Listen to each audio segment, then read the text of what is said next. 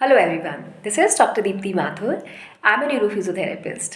आई hope आप सभी लोग अपनी एक्सरसाइजेस प्रॉपरली कर रहे होंगे, सभी फिट होंगे, अपने आप को फिट रखने की पूरी कोशिश कर रहे होंगे। हालांकि हम लोग बीच में काफ़ी दिन नहीं मिल पाए, लेकिन आप लोगों का जो कमिटमेंट है अपनी फिटनेस को लेके, उसको देखते हुए मुझे लगता है कि सभी ने प्रॉपरली एक्सरसाइज की होगी। बहुत लोगों को इस तरह की कंप्लेंट्स देते रहते हैं, आते रहते हैं हमारे पास कि शोल्डर में पेन हो रहा है, हैंड में पेन है, वीकनेस महसूस हो रही है, या कहीं ना कहीं नमनेस लग रही है नेक में, आर्म में, हैंड में। कई बार लोगों की कंप्लेंट होती है कि बहुत ज़्यादा थकान लगती है पेन के साथ साथ। और सबसे पहला जो उनका डायग्नोसिस होता है अपने आप से, वो ये होता है कि शायद में सर्वाइकल स्पॉन्डिलाइटिस है, उसकी वजह से हो रहा है, या दूसरा जो बहुत मोस्ट कॉमन चीज़ है वो है फ्रोजन शोल्डर है। तो इसी डाउट को मैं क्लियर करने के लिए आज जो टॉपिक आपसे डिस्कस करने वाली हूँ, इसी डाउट को क्लियर करेंगे हम इसमें कि हमेशा सर्वाइकल या फ्रोजन शोल्डर की वजह से नेक और शोल्डर में पेन नहीं होता। There are so many conditions, और हमेशा आपको कॉज सही पता होना चाहिए, तभी हम उसको हिट कर पाएंगे ठीक से। ठीक करने के लिए हम अपनी जो सिम्टम्स को कंट्रोल करने के लिए जो भी एक्सरसाइज प्लान करते हैं या जो भी ट्रीटमेंट प्लान करते हैं, वो ठीक तभी कर पाएंगे जब हमें सही से कॉज पता होगा।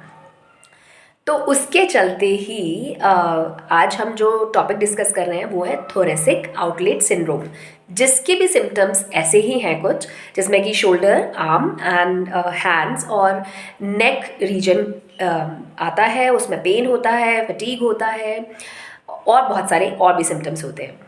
तो एक्चुअली ये थोरेसिक आउटलेट है क्या? ये एक्चुअली एक स्ट्रक्चर है, एनाटॉमिकल स्ट्रक्चर है, जिसमें कि जो हमारा क्लाविकल है, जिसको कि कॉलर बोन के नाम से लोग जानते हैं, जिसको ब्यूटी बोन भी कहा जाता है, वो एंड फर्स्ट रिब, वो एक स्ट्रक्चर मिलके बनाते हैं, जिसमें से पास होती हैं कुछ नर्व्स, बल्कि हमें बोलना चाहिए एक प्लेक्सस ऑफ नर्व्स। प्लेक्सस का मतलब नेटवर्क ऑफ नर्व्स, जिसको कहते हैं ब्रेकियल प्लेक्सस, आर्टरी और नर्व्स और वेन्स, वो सब इस थोरेसिक आउटलेट से निकलती हैं। और इनमें अगर इसका कंप्रेशन होता है टाइटनेस ऑफ मसल्स की वजह से, किसी ट्रॉमा की वजह से, गलत हमारे पोस्चर की वजह से, तो वो सिम्टम्स आते हैं पूरे हाथ में, नेक में, शोल्डर में, कहीं पे भी हो सकते हैं। तो अब सबसे पहले ये जानना चाहें कि brachial plexus again network of nerves, जो कि आर्म को और आपके हैंड तक मसल्स को सप्लाई करता है, इम्पल्सेस देने का काम करते हैं नर्व्स, एंड सेंसेशंस पहुंचाने का काम करते हैं। तो वो ब्रेकियल प्लेक्सस यहाँ से गुजर रहा है, सबक्लेवियन आर्टरी और सबक्लेवियन वेन निकल रही हैं। आर्टरी का काम क्या है? प्योर ब्लड को पहुँचाना और अपने मसल्स तक और टिश्यूज़ तक, और वेन का काम है कि इम्प्योर ब्लड को लेकर आना। तो अब ये तीन स्ट्रक्चर्स निकल रहे हैं, तो इनके कंप्रेशन जब इनका होगा, तो आपके जो सिम्टम्स होंगे वो भी तीन तरह के होंगे। एक होगा न्यूरोजेनिक, अगर नर्व का कंप्रेशन है, एक होगा वीनस, अगर वेन का कंप्रेशन है, एक आर्टीरियल, अगर आर्टरी का कंप्रेशन है। So simple. अब दूसरी चीज़ आपको क्या ध्यान रखनी है कि सिम्टम्स क्या क्या होंगे, किस किस में हो सकते हैं। सबसे पहले तो हम ये देख लेते हैं किस में ज़्यादा हो सकते हैं। एज ग्रुप अगर माने तो 20 to 50 ईयर्स ऑफ एज में ज़्यादा होते हैं, क्योंकि इस तरह की एक्टिविटी की आपका पोस्चर गलत है, या इंजरी होने के चांसेस हैं, आप हैवी वेट लिफ्ट कर रहे हैं, प्रेगनेंसी, ओवरवेट, ये का भी एक कारण है बहुत बड़ा, जिनमें हो जाता है TOS। और पोस्चर खराब कि दिन भर आप कोई ऐसी एक्टिविटी कर रहे हैं जिसकी वजह से आप फॉरवर्ड नेक है, राउंडेड शोल्डर्स हैं, लिखने पढ़ने का काम है, लिखने पढ़ने का नहीं भी है तो आजकल मोबाइल और अपना कंप्यूटर्स के सामने लोग बैठे रहते हैं, वीडियो गेम्स भी खेलते रहते हैं। तो ये सारे काम ऐसे हैं जिसकी वजह से इस तरह की प्रॉब्लम्स हो सकती हैं, और ये जनरली एज ग्रुप वही है 20 to 50 ईयर्स। फीमेल्स में ज़्यादा देखा गया है। ऐसा नहीं है कि फीमेल्स हमेशा मोबाइल्स लेके बैठी हैं इस वजह से हो रहा है, ये पहले से ही था, और उसका सबसे बड़ा कारण है कि उनकी मसल स्ट्रेंथ थोड़ी कम होती है। तो कोई बात नहीं, ये तो बायोलॉजिकल अगर ऐसा है तो आप थोड़ा सा एफर्ट ज़्यादा कर लीजिए अपनी मसल्स को स्ट्रेंथन करने के लिए। आप उस तरह की एक्टिविटीज़ कम करिए, जैसे बहुत हैवी वेट, मान लीजिए आपको लगता भी कि मेरे शोल्डर में तकलीफ़ है, तो आप उस पर बैग्स मत उठाइए, हैवी वेट्स मत लीजिए, उस पर दूसरे पे शिफ्ट कर लीजिए, वेट को डिवाइड कर लीजिए।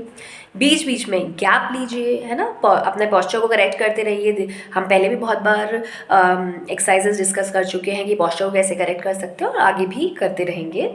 स्पेसिफिकली इसके लिए भी, TOS के लिए जो एक्सरसाइज है वो भी हम शेयर करेंगे आगे। तो ये तो कारण हो गए कि भाई 20 to 50 ईयर्स में ज़्यादा होता है, फीमेल्स में ज़्यादा होने के चांसेस हैं, करीबन 3 टाइम्स ज़्यादा होने के चांसेस हैं फीमेल्स में, तो ज़्यादा ध्यान रखने की भी ज़रूरत है। और दूसरी चीज़ ये है कि पॉस्चर आपको ठीक रखना है। आपको अगर कोई इंजरीज़ होती हैं, हो सकती हैं, ट्रॉमा हो सकता है, एक्सीडेंट्स, रोड ट्रैफिक एक्सीडेंट्स हो जाते हैं, तो आप अपनी तरफ से कोशिश करिए कि आप अपनी ड्राइविंग सेफ़ रखिए, और दूसरे से भी बचने की कोशिश करिए कि दूसरा भी कोई आपको आके हार्म ना कर दे। हालांकि कई बार अपनी गलतियां कम होती हैं, दूसरों की गलतियों से भी आपको बहुत बड़े हार्म हो जाते हैं, लेकिन उसको भी मैनेज करने की कोशिश की जाए। दूसरी चीज़ ये है कि आप वेट ना बढ़ने दें अपना। हैवी वेट जब होता है तो उससे भी परेशानी होती है। प्रेगनेंसी के बाद भी अगर ये कंडीशंस देखी गई हैं, ड्यूरिंग प्रेगनेंसी भी देखी गई हैं, तो उसके बाद भी वेट को जल्दी से अपना कंट्रोल करने की कोशिश की जाए। तो ये तो तरीके हो गए। फिजियोथेरेपी डेफिनेटली हेल्प करती है, लेकिन अगेन आई एम सेइंग कि टाइमली अप्रोच करिए, बहुत ज़्यादा कंडीशन को बढ़ा मत लीजिए। रेगुलर बेसिस पे अपनी नेक की और आर्म्स की, शोल्डर की एक्सरसाइजेस करते रहें, स्ट्रेचेस करते रहें, धीरे धीरे स्ट्रेंथ को बिल्ड करने की कोशिश करें। अब सिम्टम्स क्या हो सकते हैं? सिम्टम्स तो वही कॉमन थे जिसमें सबको लग रहा था कि भाई मुझे सर्वाइकल तो नहीं हो गया या फ्रोजन शोल्डर तो नहीं है, उससे रिलेटेड ही सिम्टम्स हैं। लेकिन अगर न्यूरोजेनिक सिम्टम्स हैं तो उसमें क्या होता है? Numbness, tingling sensations and fatigue, थकान लग सकती है कि थोड़ा सा काम करने के बाद थक गए।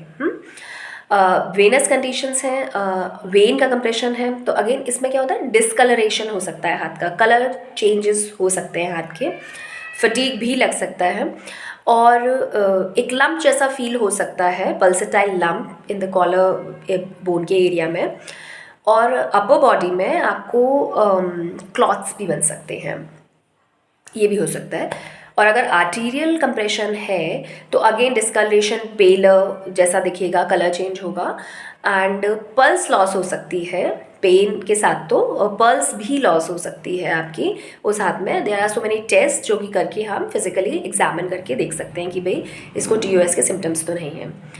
इनिशियली तो अगेन आई एम सेइंग कि पहले तो ये जो करेक्शंस हैं, रेगुलर बेसिस पे प्रिकॉशंस हैं, वो आप फॉलो करते रहिए, एक्सरसाइजेस करते रहिए। अगर ज़्यादा सिम्टम्स हो रहे हैं तो डेफिनेटली फिजियोथेरेपी टाइमली ले लीजिए, क्योंकि कुछ कंडीशंस ऐसी होती हैं जो कि ज़्यादा परेशानी क्रिएट करती हैं, तब फिर समझ नहीं आता और सफरिंग्स बहुत बढ़ जाती हैं अगर हम ध्यान नहीं देते हैं। फिर मैनेज करने में भी टाइम लगता है और पेशेंट अपनी पेशेंस लूज़ कर देता है। तो इट इज़ बेटर कि हम पहले ही टाइम पे उसको करेक्ट कर लें और ज़्यादा बढ़ने ना दें। सिम्टम्स सेम हो सकते हैं, लेकिन कॉज को हमें ध्यान रखना है, क्योंकि फिर ट्रीटमेंट हम उसी के अकॉर्डिंगली प्लान करेंगे।